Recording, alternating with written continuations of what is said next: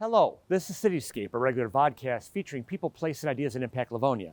I'm Dan West with the Livonia Chamber of Commerce. After a 2-year COVID hiatus, the Livonia Spree returns here to Ford Field in Livonia for the 6 days of rides, food, bands, gatherings, and funds that culminates with a famous fireworks display.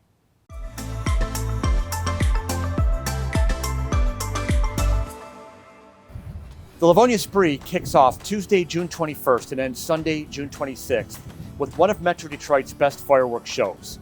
The origins of this community celebration dates back to 1970 when Mayor Ed McNamara called for an event to acknowledge Livonia's 20th birthday as a city.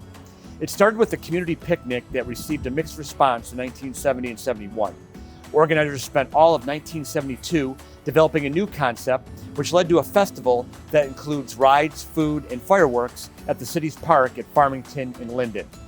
The first Livonia Spree was launched in 1973, and it has always been organized by a group of local volunteers with profits going to scholarships and other community causes.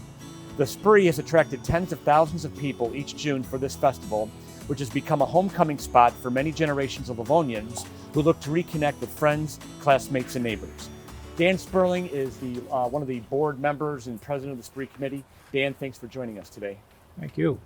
The Spree will look very similar to the most recent years leading up to 2019, but there's a few adjustments you folks will have to make. Can you talk about those adjustments?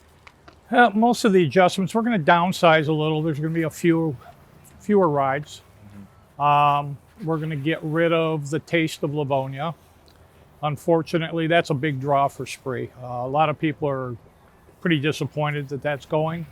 But in today's world, you can't even go to a restaurant. There's a lot of short-handed restaurants. They don't have enough people to run their own. Right. So they can't come out to those.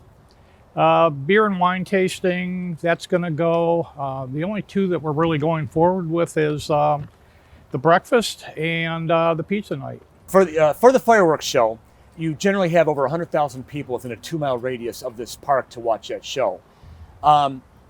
Yet every year this event goes off pretty smoothly. Talk about what it takes to make such an effort go so smoothly. It takes almost a year of planning. A lot of meetings with the police department, a lot of meetings with neighbors. The fireworks company, they're excellent. They've been great to work with all these years. They know us, they know our fire department. There's a great working relationship with everybody in the circle. And never really thought about it. It just all comes together pretty smoothly.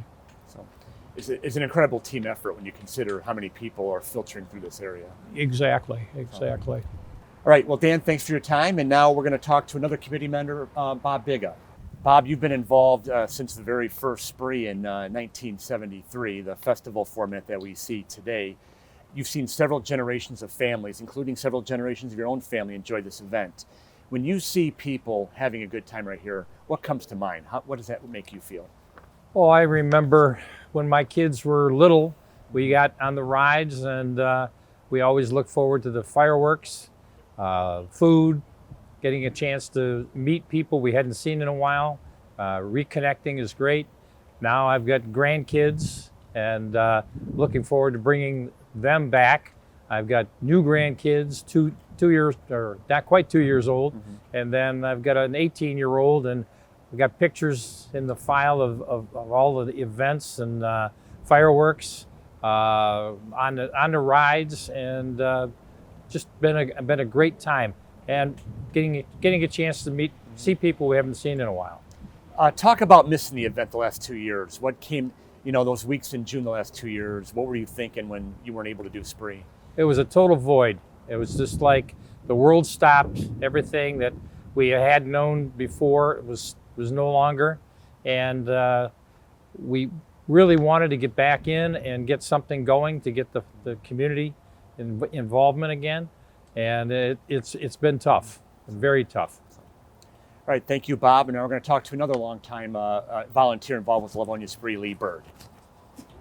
Lee, you grew up at the Livonia Spree. Your dad was part of the people that brought Spree to Livonia here in the 1970s. So as a kid, you went to some of those early ones. And then later on, you were very involved in taking video and pictures for many, many years at this event. When you look at the images that you captured through the years, what stands out to you about Livonia Spree? Well, I'm going to take you back only because when you first mentioned the Livonia Spree, my first thought is my mom making brunch for then Glenwade when it was there.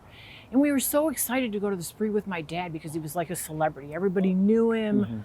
You know, he'd walk by and he'd know everybody's name. So that was pretty cool. But later, as being a part of the festival, gosh, there's so many images. The bike parade with all the kids.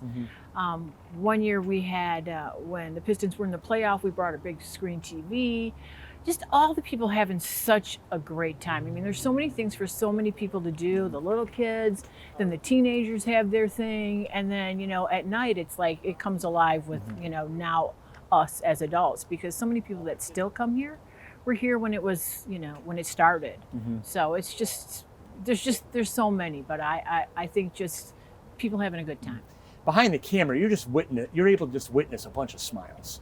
Everything that's going on. That's what I'm gathering from that. When everybody's happy, it fires you up. Oh, definitely. Yeah. You know, I mean, people they would love to just be on camera. I mean, we'd have a video camera out, people would run out. But like I said, everybody's just having a great time. Just so much fun. It's just really is. It's a good time. And then the beer tent, you know, the people haven't seen each other in years, the hugging, the reconnecting and all that stuff. That's Right. awesome to watch as well. And I think Bentley still does their get together on one of the nights. I'm sure, I think they do, but yeah. So no, I mean, you know, that's what's great about a small town. I mean, a big small town like ours, a lot of traditions, a lot of people keep in touch, a lot of people connect with it, and that's why Spree. It's great to see it come back because we are able to bring people back together that love this town so much. Right.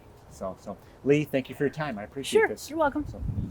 The Spree will be open from 4 to 11 p.m. on Tuesday, June 21st, 2 to 11 p.m. on Wednesday, Thursday, and Friday, and from 12 noon to 12 midnight on Saturday and Sunday. Live bands will perform on the main stage each evening from 7 to 11 p.m., and children's activities will take place each afternoon and evening. The Spree 5K Run and Classic Car Show returns on Sunday morning, and the fireworks are scheduled to launch after 10:20 p.m. on Sunday. We thank everyone for spending some time with CityScape. We hope you're able to come out and enjoy the Spree, and we'll see you next time.